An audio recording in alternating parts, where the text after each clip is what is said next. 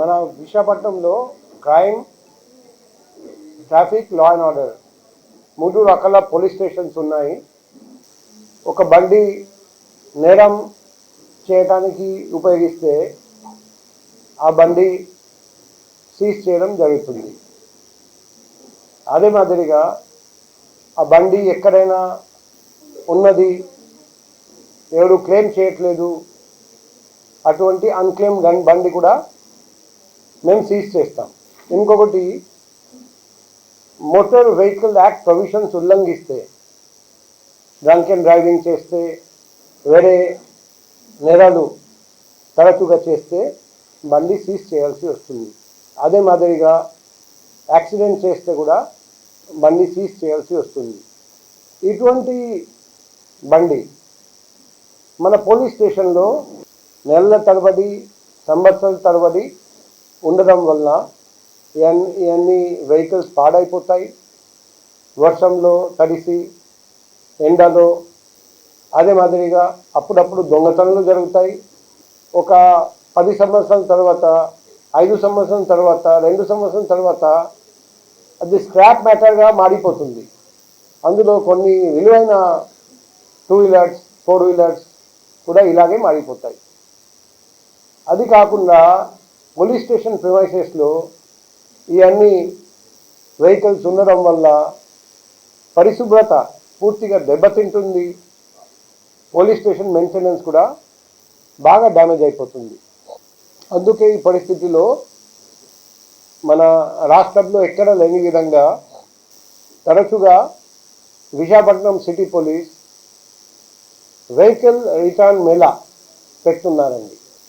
పోయిన సంవత్సరం ఫిబ్రవరి 19వ తేదీ మొదటి మేళా పెట్టడం జరిగింది. ఆ మేళా సందర్భంగా 152 వెహికల్స్ రిటర్న్ చేయడం జరిగింది. ఎవరికి? ఓనర్స్కి.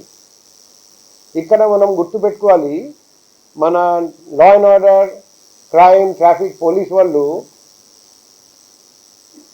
పగలు రాత్రి కృషి చేసి ఆ బండి ఎవరిది, ఆ నిజమైన ఓనర్ని ట్రాక్ చేసి, తర్వాత ఓనర్ని రప్పించి, తర్వాత ఈ ప్రోగ్రాం పెట్టడం జరుగుతుంది.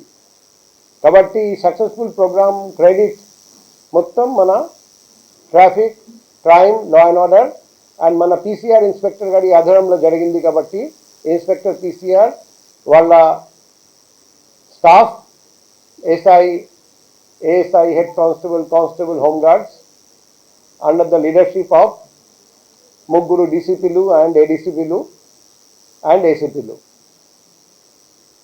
సో మొదటి మేళాలో 152, రెండో మేళా జరిగింది ఏప్రిల్ 22వ తేదీ పోయిన సంవత్సరం, అందులో 320. మూడో మేళా సెప్టెంబర్ 19వ తేదీ పోయిన సంవత్సరం, అందులో 346.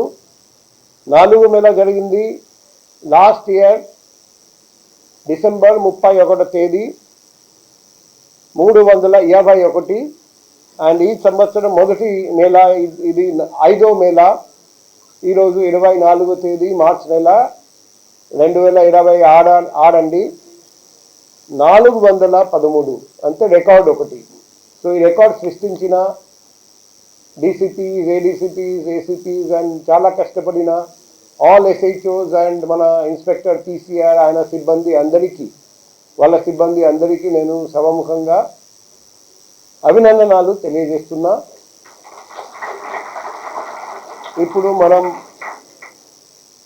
గ్రౌండ్కి వెళ్ళి వాళ్లకు ఇండివిజువల్గా వెహికల్ అప్పచెప్పడం జరుగుతుంది.